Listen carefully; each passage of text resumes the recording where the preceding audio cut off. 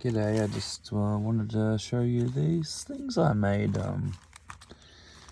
while working, I guess, in government that I've been thinking about, which has been pretty much, not allowed with the Australian Constitution in Australia for a long time due to taxes and other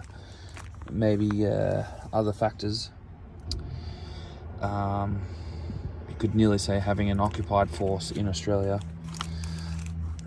So pretty much I've just made this treaty contract, which is I'll read it out. Sovereign contract to sovereign contract to sovereign contract, meaning like one person to another person for land. This contract permits you to stake out a block of land, space, air to build and reside, linked to your sovereignty and to the sovereignty of the next, helping you to add to the economy of the community. Number 2, under Almighty God, the Almighty Creator, with the love of man's heart, we make this treaty to aspire to create this land free and beautiful, so help us. Blessed be this holy sacred ground, that we may live in peace. We create this treaty to those who come against us, so they may have a choice in freedom and peace. So that's pretty much saying that the oppressive force has a choice to not continually chase us through, I guess, forever and ever, and and be linked with us in that way. So we've got the original Australian flag here, and we've got some economic stuff that's pretty small there. You can't read it. I guess that was good fine print for that. So it's pretty much, without having the block of land, you can't. It does add to your sovereignty, I believe, because it allows you to build foundations for the prosperity of the economy, whether it be a business or a home, and raise a family and that. So by not allowing someone to have this, it's pretty much adversely affecting your currency. This one I've made, the Treaty of Independence, freedom of men for the economic prosperity. So it's similar to like when everyone had a silver coin, and that silver coin was worth a lot. So if it affects one man, it affects all men. Sovereign contract to sovereign contract for trade. That's like from one man to another man. This contract permits you trade to increase living standards. Restrictions won't be applied due to sovereignty of the individual, economics, and help economic recovery. Number 2, under Almighty God, the Almighty Creator, with the love of man's heart, we make this treaty to aspire to create this land free and beautiful, so help us. Blessed be the holy sacred ground, that we may live in peace. We create this treaty to those who come against us, so they may have a choice in freedom. And we're saying there, we've got the original Australian flag. We've got some economic treaty of sovereignty, so they would be individual rights, which you could probably say has been breached for a very long time.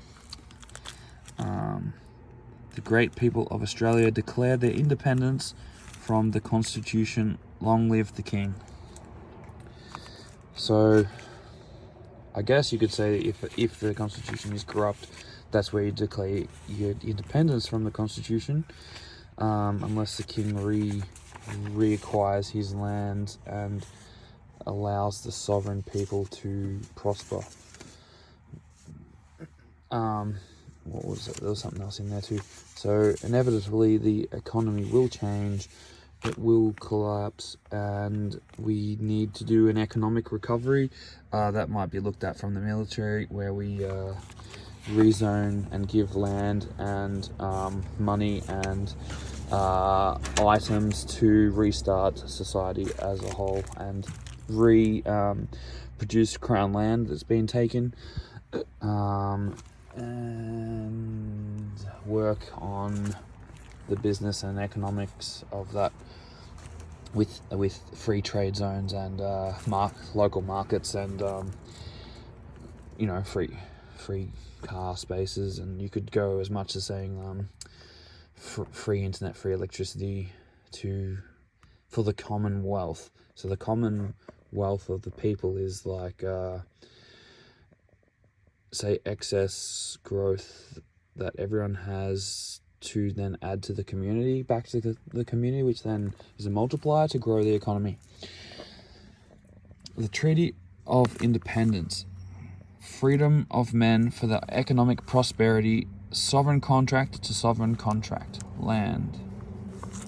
This contract permits you to stake out a block of land, space, air to build and reside, linked to your sovereignty, to the sovereignty of the next, help you to add to the economy of the community. Under Almighty God, the Almighty Creator, with the love of man's hearts, we make this treaty to aspire to create this land free and beautiful, so help us. Blessed be this holy sacred ground, that we may live in peace. We create this treaty to those who come against us, so they may have a choice in freedom. The great people of Australia declared their independence from the Constitution. Long live the King. So the Constitution, they don't want you to know you have rights and we're all connected. So the system can dehumanize you and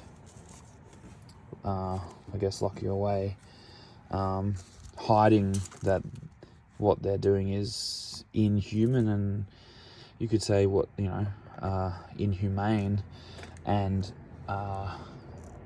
immoral, I guess, so that they might succeed over the collective, I guess. This is another one, the Treaty of Independence. Freedom of men for the economic prosperity, free unrestricted passage to the sovereignty of himself does not be lowered by obstruction of another's sovereignty. So that's freedom of movement, I think. Under the Almighty God, the Almighty Creator, with the love of man's hearts, we make this treaty to aspire to create this land free and beautiful, so help us. Blessed be this holy sacred ground, that we may live in peace. We create this treaty to those who came against us, so they may have choice in freedom. The great people of Australia declare their independence from the Constitution. Long live the King. And that would, yeah. So pretty much, if you're looking at this from a military point of view, the money factor isn't what's important. You want the products and the output. So any rules and regulations that hinder that would be an economic disaster, I guess, and breaching human freedoms and rights, whether it's an Aboriginal or it's an Australian, or it breaches all humans and freedoms and rights.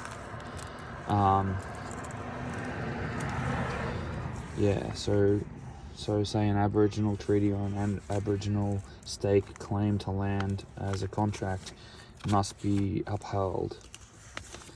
And yeah, so I hope that this was interesting and you learnt something, and it gives the future generations some idea or some founding of where to move forward with our economy, business, trade, freedom of movement,